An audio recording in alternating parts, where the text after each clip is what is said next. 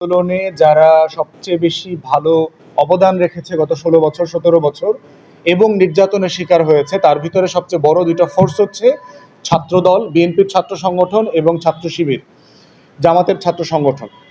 সেই জায়গাতে আমরা খুবই কৃতজ্ঞতার সাথে স্মরণ করছি ছাত্রদল এবং শিবির গত 16-17 বছর যে নির্যাতনের শিকার হয়েছে, গুম খুনের শিকার হয়েছে, তাদের হাজার হাজার নেতাকর্মী শহীদ হয়েছে, পঙ্গু হয়েছে, আহত হয়েছে। তারা সবাই গণ অভ্যুত্থানের পক্ষের শক্তি এবং তারা সবাই আওয়ামী ফ্যাসিবাদ বিরোধী আন্দোলনের সক্রিয় নেতাকর্মী। তাদেরকে আমরা শ্রদ্ধা করি, সম্মান করি, তাদের ত্যাগকে আমরা, তাদের অবদানকে আমরা জাতি হিসাবে স্মরণ করি, মাথায় রাখি। দ্বিতীয়ত হচ্ছে 24-এর গণ অভ্যুত্থানেও কিন্তু এই ছাত্র সমাজ কিন্তু অ্যাক্টিভ রোল প্লে করেছে। ছাত্র শিবিরের, ছাত্র দলের হাজার হাজার নেতাকর্মীরা, লক্ষ লক্ষ নেতাকর্মীরা সারা বাংলাদেশে আন্দোলন সংগ্রাম লড়াই করেছে, আহত হয়েছে, শহীদ হয়েছে, প্রতিবন্ধী হয়েছে। শিবিরের কয়েকশো ছেলেপেলে শহীদ হয়েছে বলে আমরা শুনেছি। ছাত্র দলেরও শতাধিক ছেলেপেলে নাকি সারা দেশে শহীদ হয়েছে। অতএব এই অবদানের জায়গাটা কোনোভাবে আমাদের ছোট করে দেখবার সুযোগ নাই গত 16-17 বছর এবং 24-এ। কিন্তু একই সময়ে আমরা গত কয়েক মাস ধরে যেটা দেখতে পাচ্ছি যে ছাত্রদল, শিবির এবং মোটা দাগে বড় বড় রাজনৈতিক দলগুলো একে অপরের বিরুদ্ধে কথা বলছে। রাজনৈতিক দল একে অপরের বিরুদ্ধে কথা বলাটা আসলে খুব বড় সমস্যা না, সংকট না। কারণ রাজনৈতিক দলের সবার মধ্যে একটা মানে ন্যূনতম গণতান্ত্রিক যে প্রতিদ্বন্দ্বিতা থাকা দরকার সেটা থাকতে হবে। বিএনপি জামাতের পলিসিতে সমালোচনা করবে, জামাত বিএনপির বিরুদ্ধে কথা বলবে পলিসি ইস্যুতে, কিন্তু মোটা দাগে যেন আমরা এক জায়গায় থাকি, এই জায়গাটা হচ্ছে আমাদের আকাঙ্ক্ষার ব্যাপার জাতি হিসেবে।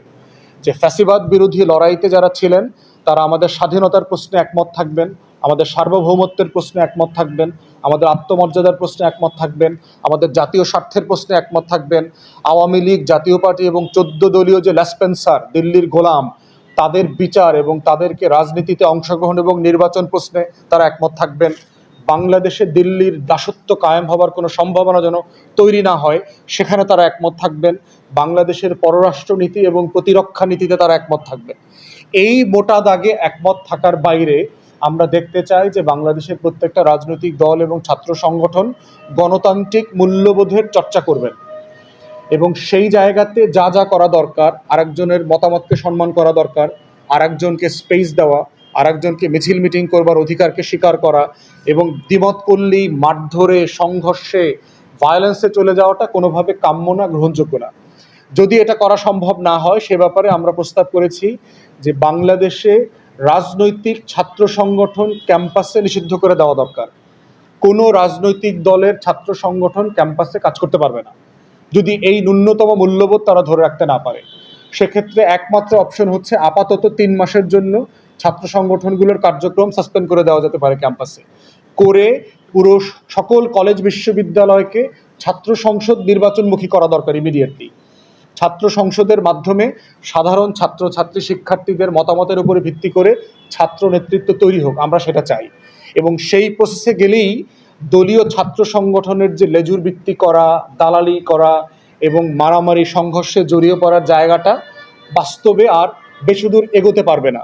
এবং সেটাই কিন্তু হয়েছে। আপনারা কুয়েটে দেখেন, যেই ছাত্রদল, যেই শিবির, যে বৈষম্য বিরোধী ছাত্র আন্দোলন, সাধারণ শিক্ষার্থীরা 24-এ একসাথে লড়াই করেছে, সেই কুয়েটে সাধারণ শিক্ষার্থীরা ছাত্র রাজনীতিকে নিষিদ্ধ করতে চাইছে। এখানে কোনো ছাত্র সংগঠনকে তারা কাজ করতে দিবে না বলেছে। অতএব সেই মনস্তত্ত্ব যেন আমরা বুঝি। আমরা যখন বলছি যে 24-এ গণ অভ্যুত্থানে রাজনৈতিক নতুন বন্দোবস্ত দরকার, সেই বন্দোবস্তের প্রশ্ন কিন্তু ছাত্র সংগঠনগুলোর ভবিষ্যৎ কি হবে, কোন ফর্মে, কোন ব্যাকরণ মেনে সে রাজনীতি করতে পারবে, সেই আলোচনাটাও হতে হবে। এই জন্য আমি ব্যক্তিগতভাবে এই মত দিয়েছি যে রাজনৈতিক দলীয় যারা লেজুর ভিত্তিক ছাত্র সংগঠন আছে তারা কেউ কলেজ বিশ্ববিদ্যালয়ে ফাংশন করতে পারবে না, অপারেট করতে পারবে না। তাদের কার্যক্রমকে আপাতত 3 মাসের জন্য সাসপেন্ড করে দেওয়া হোক। সাসপেন্ড করে ডাকসু এবং রাকসু, চাকসু, আরও যে সকল ছাত্র সংসদ আছে তাদেরকে সক্রিয় করে নির্বাচন দিয়ে নির্বাচনী নেতৃত্ব আসা দরকার। এর মাধ্যমে ছাত্র সমাজ নতুনভাবে বাংলাদেশকে ভাবতে শিখবে। কারণ ইতিমধ্যে আমরা দেখেছি বাংলাদেশের ছাত্র রাজনৈতিক সংগঠনগুলো অপ্রাসঙ্গিক হয়ে গেছে। বাংলাদেশে গত 7-8 বছরে যত বড় বড় আন্দোলন হয়েছে কোনোটা রাজনৈতিক দলের ব্যানারে সফল হয় নাই। গত 16-17 বছর আমরা যারা রাজনৈতিক ব্যানারে আন্দোলন করেছি ফ্যাসিবাদের বিরুদ্ধে, আওয়ামী লীগের বিরুদ্ধে, আমরা কিন্তু সফল হই নাই। সফল হয়েছে কোটা বিরোধী আন্দোলন। তারা সাধারণ শিক্ষার্থীদের ব্যানারে করেছে, কোনো রাজনৈতিক ছাত্র সংগঠনের ব্যানারে করে নাই। সফল হয়েছে নিরাপদ সড়ক চাই আন্দোলন, সারা বাংলাদেশের ছাত্র সমাজ একসাথে রাস্তায় নেমে এসেছিল।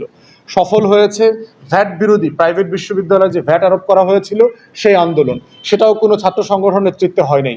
সর্বশেষ সফল হয়েছে 24-এর গণ অভ্যুত্থান, বাংলাদেশের কোনো রাজনৈতিক দলের মূল দলের নেতৃত্বেও হয় নাই, ছাত্র সংগঠনের ব্যানারেও হয় নাই।